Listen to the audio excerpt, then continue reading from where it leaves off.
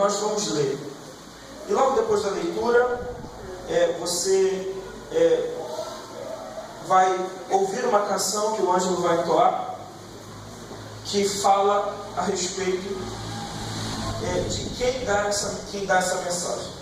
Quem dá essa mensagem é o próprio Jesus, pelo Espírito Santo. Jesus Cristo fala à igreja. Então ouça a igreja, se ligue, fique ligado. Deus hoje vai falar com você. Hoje Deus vai falar todos os assuntos que nós falamos a respeito da palavra de Deus é importante. Mas nos dias de hoje, nesse período, é muito importante esse ensinamento. Então, não saia da igreja antes de terminar o culto, antes da bênção, não saia. Perceba que Deus vai fazer, já está fazendo algo na sua vida nessa noite. Capítulo 2 de Apocalipse. Ao anjo da igreja em Éfeso, escreve estas coisas, diz aquele que conserva na sua mão direita as 7 estrelas e que anda no meio dos 7 candeeiros de ouro. Conheço as tuas obras, tanto o teu labor como a tua presença, como a tua perseverança, e que não podes suportar os homens maus, e que pusestes à prova os que assim mesmo se declaram apóstolos e não são, e os achastes mentirosos. E tens perseverança, e suportastes provas por causa do meu nome, e não te deixastes esmorecer. Tenho, porém, contra ti que abandonaste o primeiro amor. Lembra-te, pois, de onde caíste, arrependa-te, volta à prática das primeiras obras. E se não, venho a ti e moverei do seu lugar o teu candeeiro, caso não te arrependas. Tens, contudo, a teu favor, que odeia as obras dos nicolaítas, as quais eu também odeio. Quem tem ouvidos, ouça o que o Espírito diz às igrejas. Ao vencedor, dar-lhe-ei que se alimente da árvore da vida que se encontra no paraíso de Deus. Feche seus olhos, ainda um minutinho de pé. Que é o que há de vir,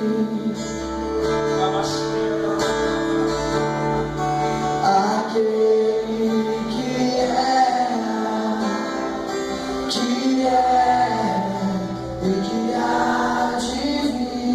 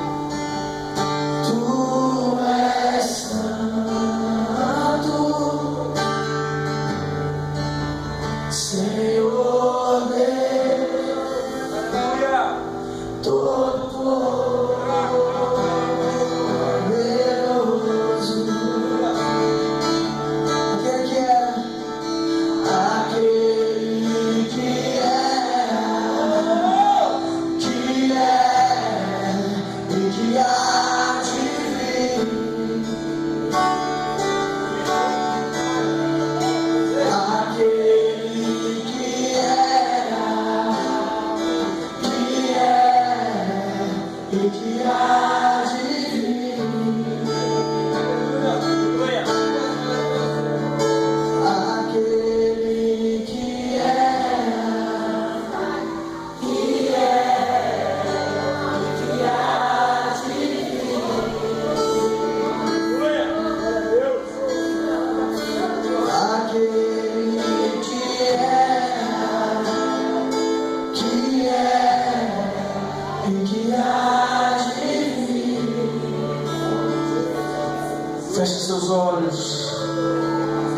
revelação de Jesus Cristo que Deus lhe deu para mostrar a seus servos as coisas que em breve devem acontecer e que Ele, enviando por intermédio do seu anjo, notificou a seu servo João, o qual atestou a palavra de Deus e é o testemunho de Jesus Cristo quanto a tudo o que viu. Bem-aventurado aqueles que leem, aqueles que ouvem as palavras da profecia e guardam as coisas nela escritas, pois o tempo está próximo. João, as 7 igrejas que se encontram na Ásia, graça e paz a vós outros, da parte daquele que é, que era e que há de vir. E da parte de Jesus Cristo, a fiel testemunha, o primogênito dos mortos, o soberano dos reis da terra, aquele que nos ama e pelo seu sangue nos libertou dos nossos pecados e nos constituiu reino, sacerdotes para o seu Deus e Pai. A Ele a glória e o domínio pelos séculos dos séculos. Amém. Amém. Amém. Sente-se, queridos.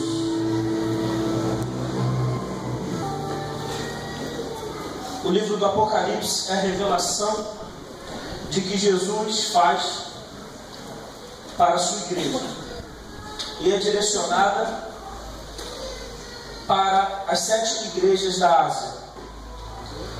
E essas 7 igrejas significam 7 tipos de igreja. Pode significar 7 situações que as igrejas estão vivendo. Então tudo que está contido nessas cartas é próprio para toda a igreja de Jesus. E eu quero nessa noite compartilhar com você o texto que lemos como base, a carta à igreja de Éfeso. A igreja de Éfeso, uma igreja muito importante, concentrada numa das capitais principais da Ásia Menor, e ali essa igreja foi implantada. A gente percebe que Priscila e Áquila eram responsáveis pelo início dessa igreja, se tornou uma igreja muito forte. Lá também existia uma grande influência pagã, idólatra. Deuses, a deusa Diana, se eu não me engano, era o que era mais adorado nesse lugar. E João, boa parte dos estudiosos dizem que é João o apóstolo amado, mesmo tendo uma leitura, uma escrita diferente do evangelho que ele escreve. E aqui ele está em Patmos, exilado, como ele mesmo disse, pelo testemunho de Jesus, e ele tem essa revelação. O próprio Jesus, o anjo aparece, Jesus se revela a ele pelo Espírito Santo e diz: escreve as 7 igrejas da Ásia. E diz que os candeeiros significa a igreja e as 7 estrelas os anjos. Quando diz ao anjo da igreja, alguns acham que é realmente anjo celestial, porque na origem da palavra na Bíblia é angelos, então significa realmente mensageiro, mas seria sem finalidade. Sabemos que os anjos do Senhor acampam ao redor daqueles que temem e os livram do mal, só que um anjo não passaria uma mensagem para você. Então a maioria dos estudiosos creem e acreditam que é para o pastor da igreja, é para a liderança, outros, não apenas o pastor, outros para a liderança da igreja. Então ouça o que o Espírito diz à igreja, ele passa essa responsabilidade para o anjo da igreja para ensinar a igreja. Estas coisas diz aquele que conserva na mão direita as 7 estrelas e anda no meio dos 7 candeeiros. A expressão que diz, ele segura com a mão direita, segura com autoridade. Amados, não pense que a igreja, mesmo vivendo tantas dificuldades, Jesus perdeu o controle. Ele não perdeu o controle. Ele está no controle de todas as coisas. E ele segura firmemente, porque quando diz que ele segura, ele agarra, ele está firmemente segurando a igreja do Senhor. Porque o próprio Jesus disse para Pedro: eu edificarei a minha igreja, e as portas do inferno não prevalecerão contra ela. Também no capítulo, se eu não me engano, 10 do Evangelho já de João, versículo 28, diz que ele nos deu salvação, ele nos salvou, e ninguém pode nos tirar dele, ninguém pode nos tirar daquilo que ele nos deu como vida eterna. Nós somos dele e ninguém arrebata ele, nós de Jesus. Nós não somos tirados de Jesus, nós estamos seguros na mão de Jesus. A igreja, o ministério está nas mãos daquele que era, daquele que é e daquele que há de vir, do Alfa e do Ômega, do princípio e fim, Jesus, o Cristo, o Salvador. Então a igreja está nas mãos dele, e ele elogia essa igreja. Ele diz no versículo 2: conheço as tuas obras, conheço o teu serviço. E o que significa conheço as tuas obras? A onisciência de Deus, ela vê tudo, nada está coberto aos olhos de Deus. E outra significado do Apocalipse é que o véu, descoberto. Então tudo está revelado para Deus, tudo. Então Deus, ele conhece a obra da igreja, ele conhece tudo o que está acontecendo nas nossas vidas. Então ele conhece as nossas obras. Não adianta nós escolhermos nada de Deus, ele sabe de todas as coisas.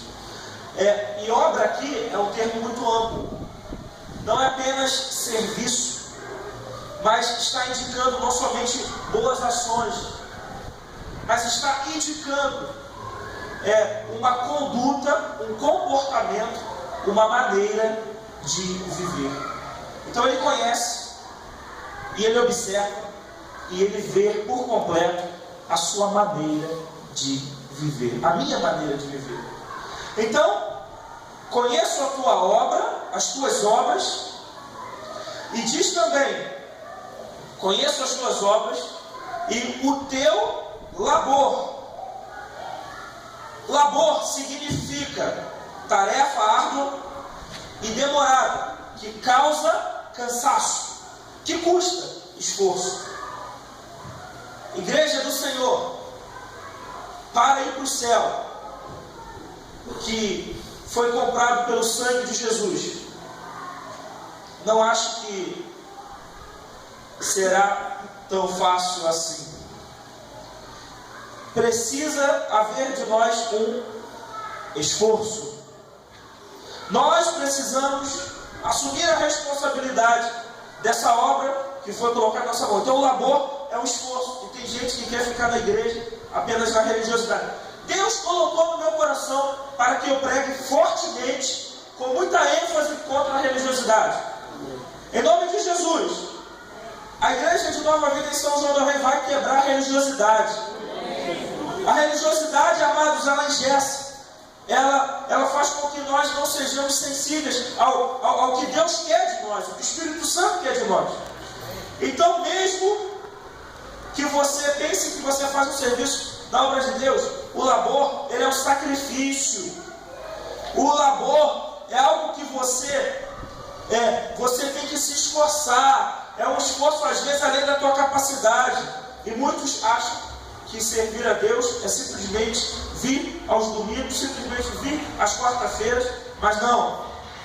Ele quer que você e eu tenhamos labor, que nós tenhamos exercício daquilo que é a nossa responsabilidade como sacerdócio real.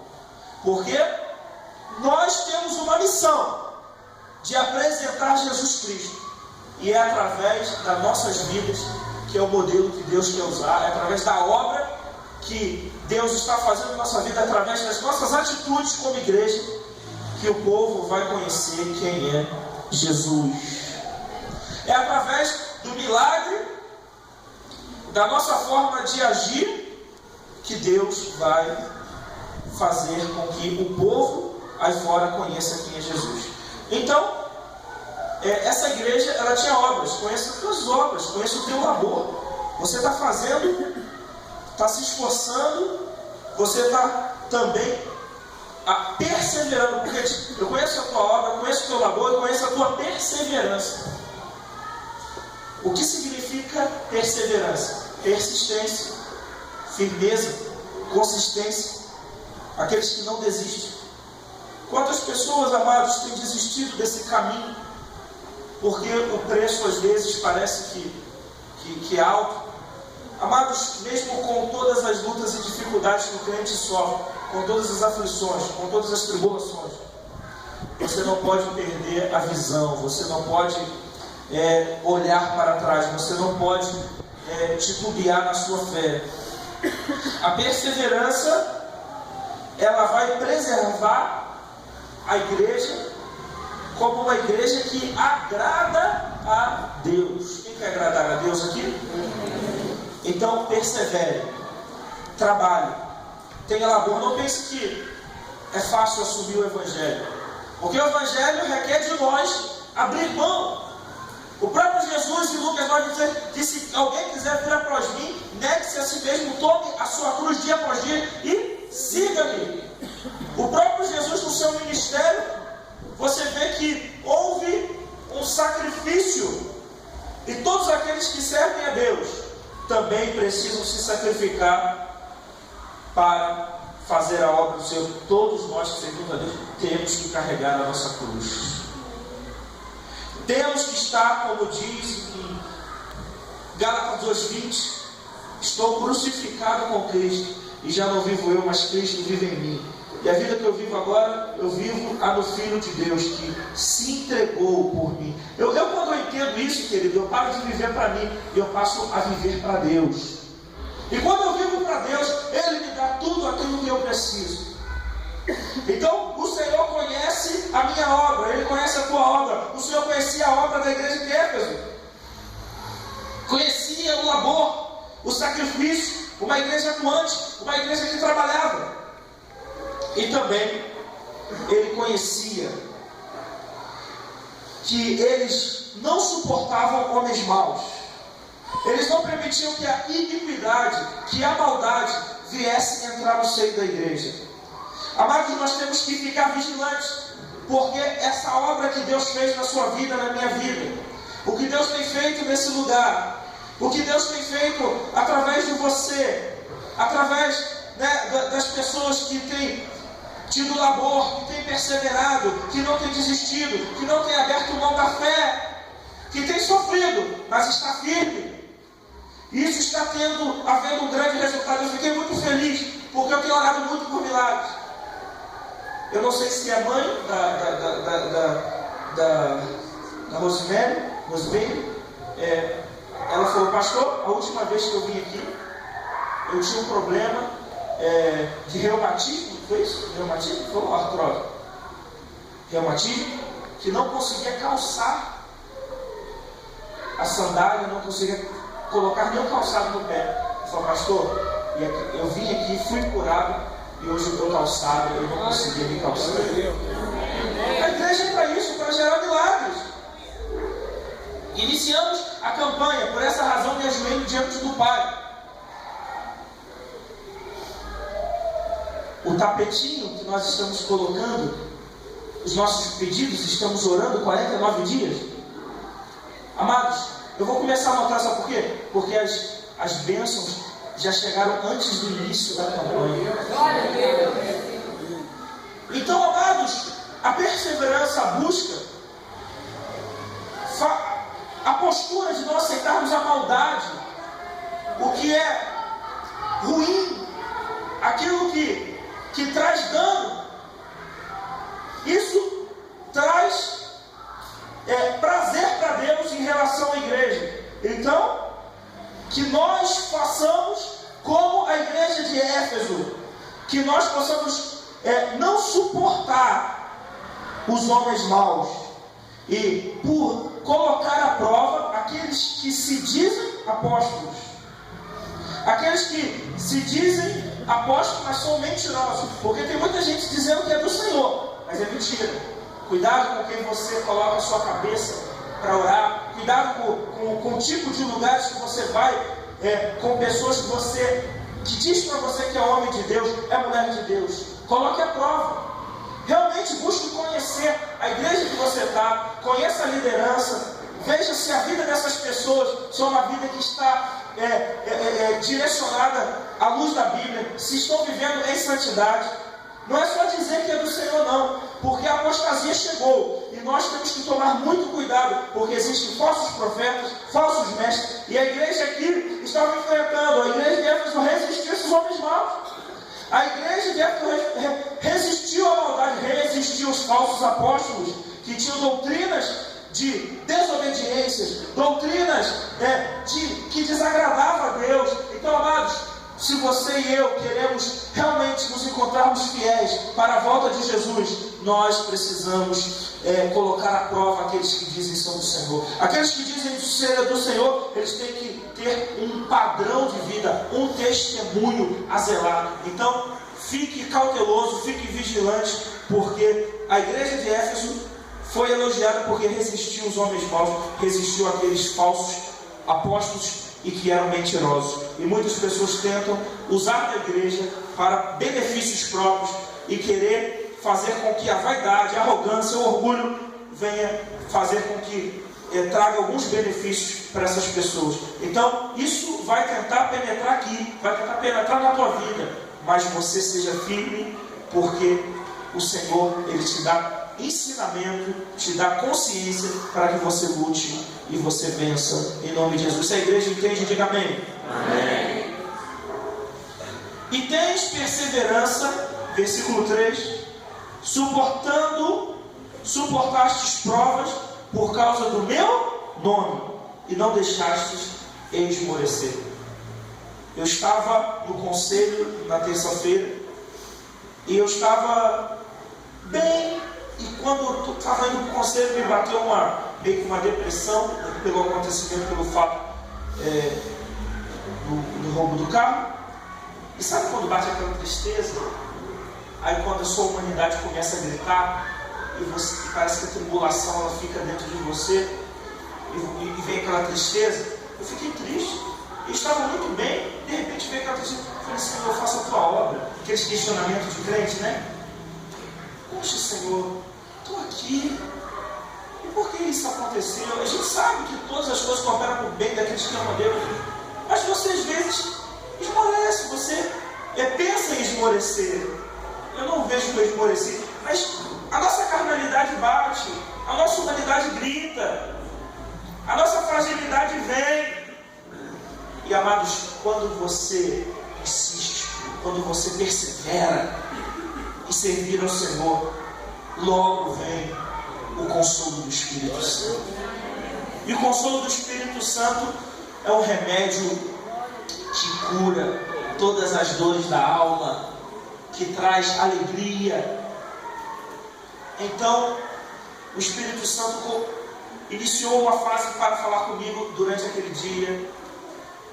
E o Espírito Santo falou de forma tão tremenda que o pastor que pregou, inclusive eu estou me inspirando, ele pregou sobre todas as igrejas, mas eu estou me inspirando a fazer essa série de mensagens por conta da mensagem do pastor. E Deus falou muito forte comigo e disse assim: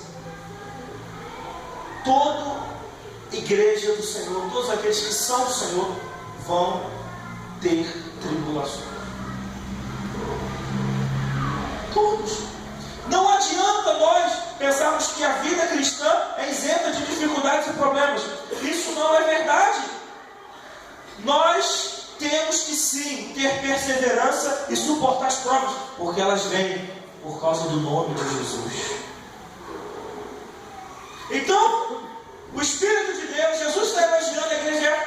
Vocês têm perseverado, têm suportado provas por causa do meu nome. E não se deixou esmorecer. Querido, a sua humanidade pode gritar, os problemas podem ser muitos, mas tenha fé em Deus, tenha a esperança firmada em Jesus.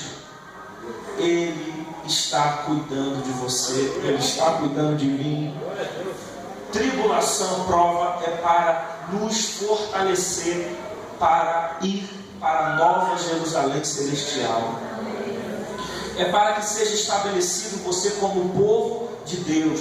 Deus está permitindo as provações das lutas para trazer, como diz em Romanos 5, experiência. E Deus, Ele renova a esperança sempre no seu coração. Se você não desistir, se você não desanimar, não deixe de servir a Deus por causa das dificuldades. Quantos têm desistido do caminho? Quantos têm olhado para trás? Quantos têm se deixado vencer e têm estado esmorecido por conta das lutas? Mas aí, Jesus elogia essa igreja.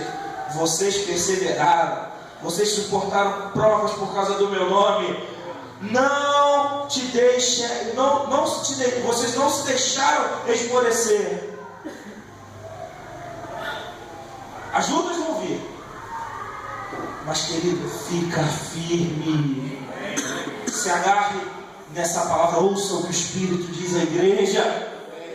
Entenda que tudo que está acontecendo pode parecer muito difícil, pode doer, você pode até chorar, mas o Espírito Santo está do teu lado. O Espírito Santo, Ele está cuidando de você, Ele está andando com você, Ele está te ajudando a superar. E Deus foi e curou meu coração com a palavra, dizendo que todo servo de Deus vai passar tribulação. Não adianta correr, provação vai passar. E amados, Deus falou também comigo poderosamente que o único CD que sobrou no meu carro, a primeira música que tocou, que eu ouvi, o único CD que sobrou, a tua alegria é minha vida, que me fortalece a cada novo dia. Amém. Aí eu curei, falei, não, eu tenho que me alegrar, por isso que eu estou me alegrando até por conta das dificuldades. Sabe por quê, querido? Porque eu sei que tudo que nós estamos vivendo, dificuldade, é por causa do nome de Jesus. E as lutas que você está passando, vivendo, é porque você está aqui bendizendo e glorificando esse nome. Mas eu tenho uma coisa para te dizer: Ele é o teu advogado, Ele é o justo juiz, Ele está cuidando de você, Ele está te protegendo, Ele nunca te deixará, Ele jamais te abandonará, Ele vai te levar para o céu e você vai estar feliz eternamente. Glória a Deus, aleluia,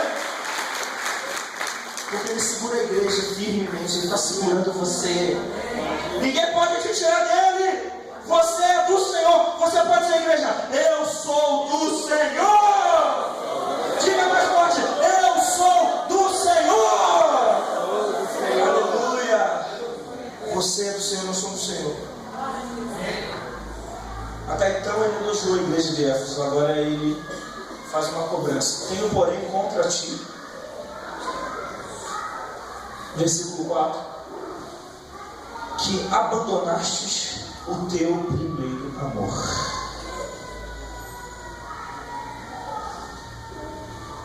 O que significa, o que é o primeiro amor?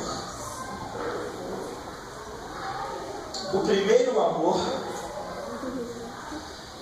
ele é aquele sentimento que quando nós entregamos a vida para Jesus, e a ação de Deus ela é tão linda na nossa vida, e nós temos tanta alegria no primeiro amor, uma alegria de estar em comunhão, uma alegria de vir à igreja. Quem está no primeiro amor não vem para a igreja por obrigação, fica contando as horas para vir à igreja, fica contando a hora para poder estar em comunhão com os irmãos.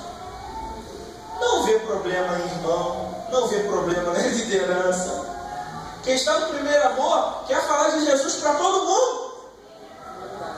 Quem está no primeiro amor tem uma pureza espiritual, um fervor, uma motivação, uma alegria contagiante.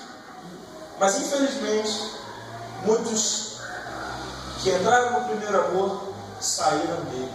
Tenho, porém, contra ti, igreja de Éfeso,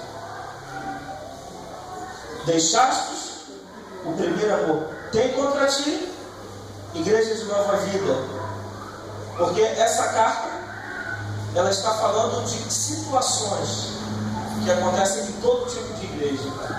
Tenho, porém, contra ti, igreja de Nova Vida em São João del Rei, deixastes ou abandonou o primeiro amor. Todos sabem o que é primeiro amor? É aquele prazer inicial, aquele momento de conversão, é aquele desejo de fazer. 5. Lembra-te, pois, de onde caíste. Onde você perdeu o primeiro amor? Será que foi naquele aborrecimento que você teve com o irmão? Será que foi naquela decepção que você teve com liderança? Será que foi aquela palavra que te deram? Ou será que foi por negligência de algumas atitudes que você tomou, colocou algumas coisas mais importantes do que Deus na sua vida? O que foi que aconteceu?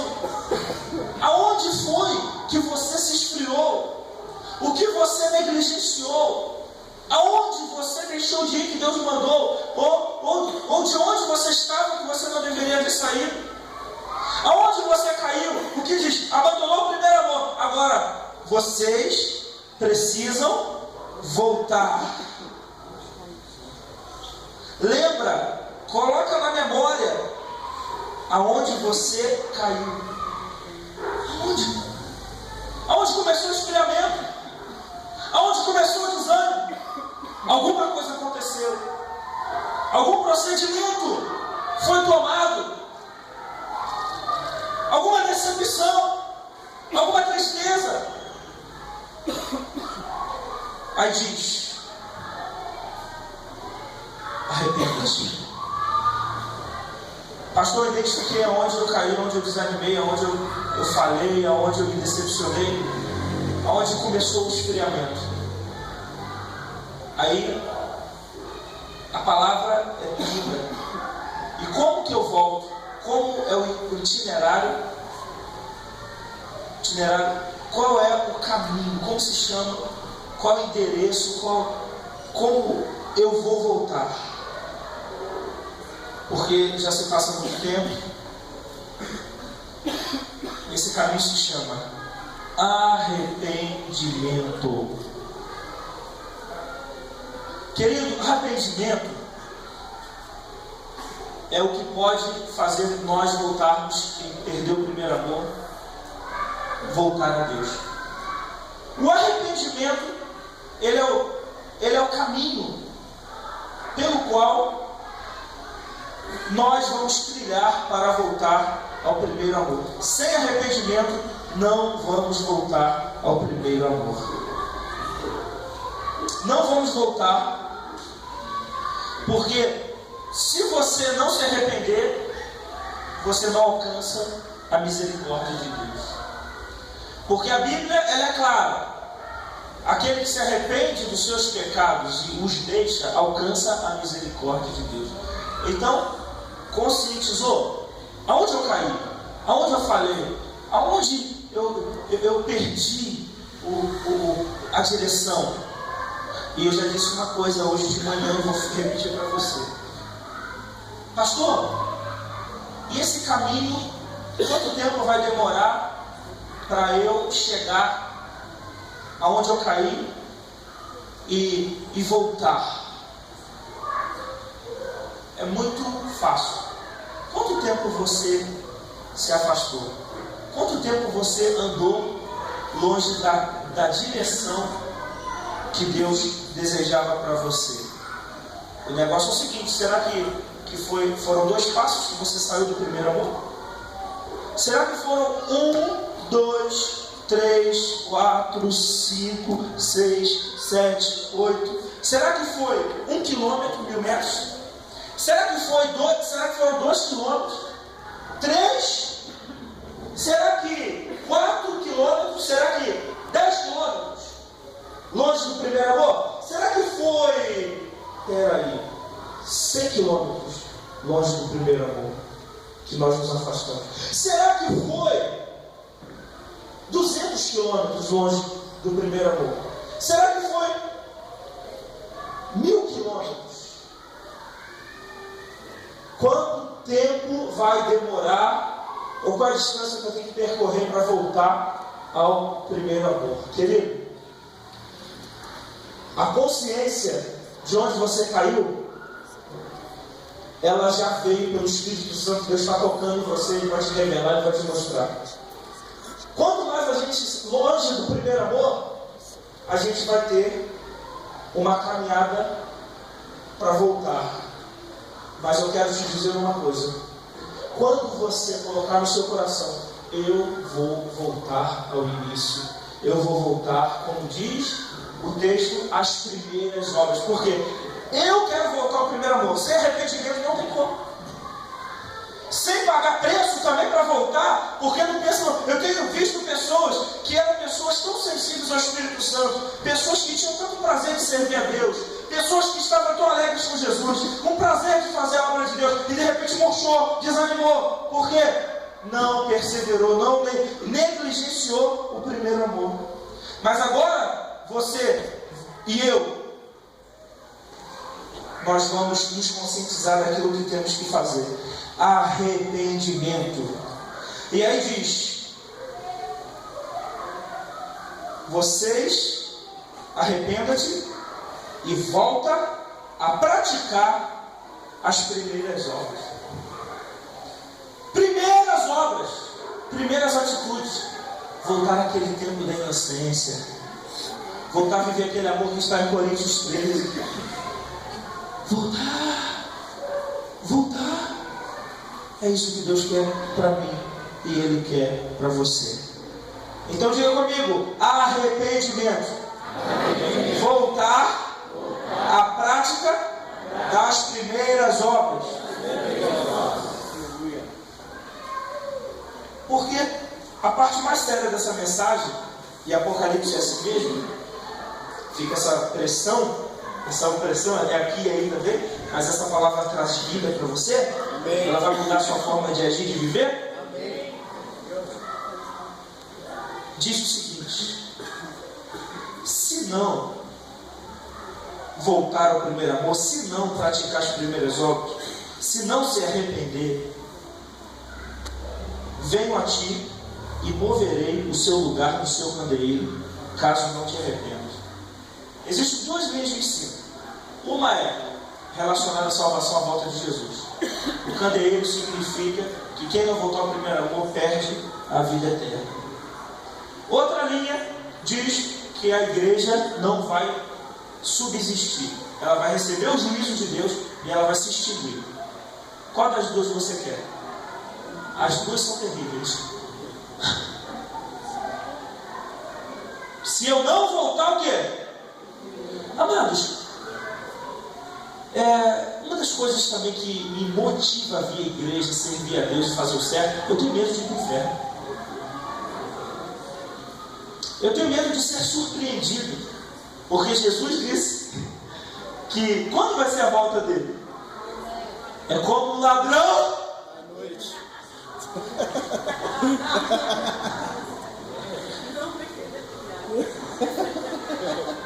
Eu fui surpreendido pelo ladrão. Ele falou, antes não mandou um telegrama, ele não mandou um aviso, não mandou uma mensagem no celular. Ele aparece, te surpreende. Então Jesus vai vir, como diz a palavra do Senhor, como ladrão à noite. E se Jesus voltar hoje, igreja, Será que você está preparado? Quando a gente fala isso, fica um silêncio, fica um sentimento esquisito. Será que isso quer dizer que você não está preparado? Será que isso é porque você tem dúvidas? Será que...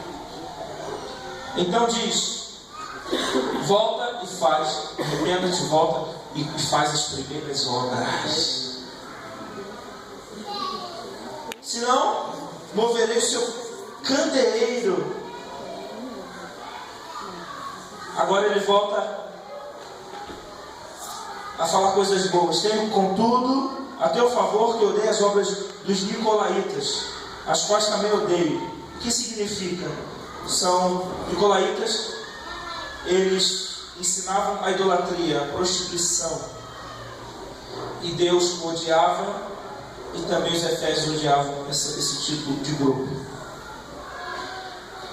Versículo 7. Fechando. Quem tem ouvidos, ouça o que o Espírito diz à igreja. Ao vencedor, dar-lhe-ei que se alimente da árvore da vida, que se encontra no paraíso de Deus. Fique de pé.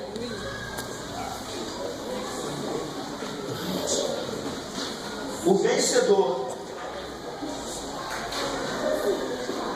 dar-lhe-ei de comer da árvore da vida, que se encontra no paraíso de Deus. Amados, Deus não fez você para perecer nesse mundo tenebroso.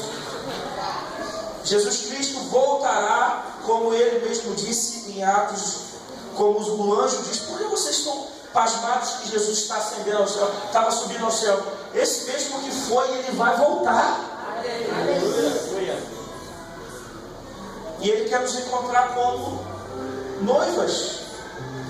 Eu estava ali agora no culto pensando, e se a gente comparar com a parábola das virgens, por que 5 virgens ficaram?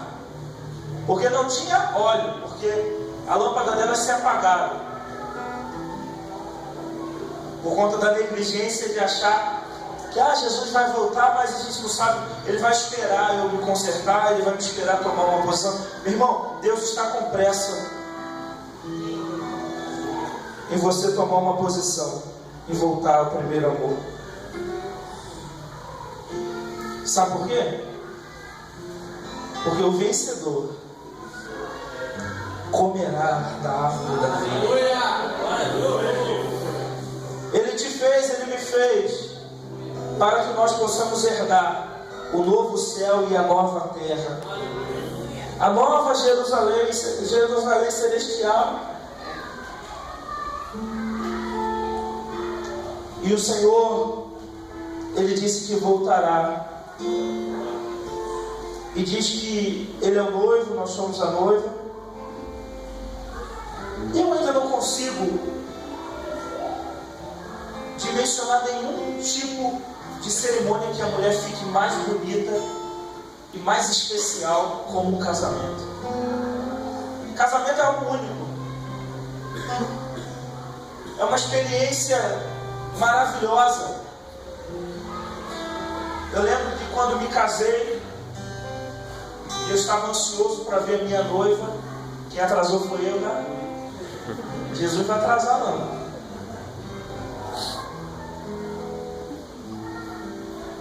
E noiva é algo lindo, é maravilhoso. E a Bíblia compara que nós somos noiva. E ao contrário, a gente espera e Ele vem buscar a gente. E noiva precisa se adornar, precisa se enfeitar, precisa se preparar. Você e eu temos que estar preparados, porque o noivo, ele vem. Ele vem me buscar, Ele vem te buscar. A igreja do Senhor é a noiva de Cristo. Haverá um casamento, a boda do Cordeiro. E nós vamos para o céu, se voltarmos ao primeiro amor, se voltarmos às primeiras obras, se ouvirmos realmente o que diz a palavra de Deus, se reconhecermos que o alfa, o ômega, o princípio e o fim, aquele que era, aquele que é, aquele que há de vir, Se não reconhecemos isso, queridos, Deus vai mudar a nossa vida. Sabe o que Deus está querendo de nós? Decisões drásticas, decisões que vai custar, decisões que pode até doer, mas hoje Deus, Ele te dá uma nova oportunidade, porque Ele quer você de volta, Ele está com saudade de você. Hoje eu falei para uma pessoa, eu falei assim, depois de ter pregado essa mensagem, eu falei assim para essa pessoa, Jesus quer que você volte ao primeiro amor, volte às primeiras obras. A pessoa falou para mim assim, pastor, está difícil.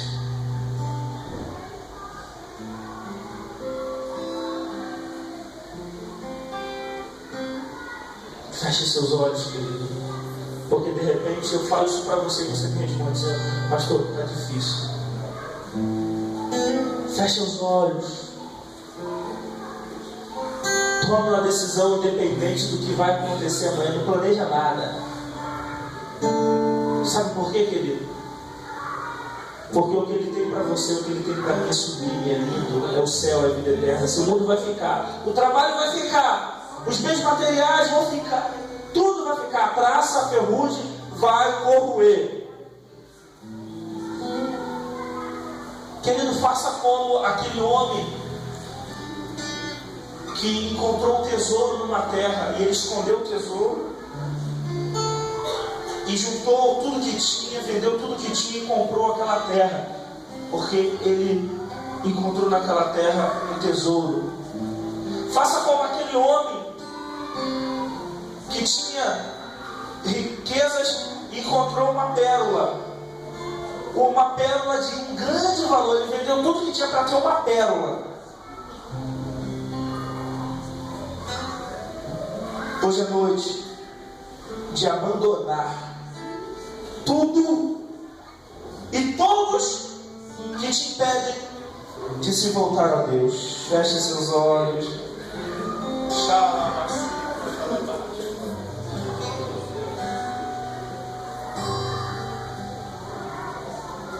Quero voltar ao início. Já tem pessoas no altar. Se você quiser vir, pode vir. Contigo, Senhor, quero rever meus conceitos, quero reconstruir. Igreja, olha, porque a batalha é grande.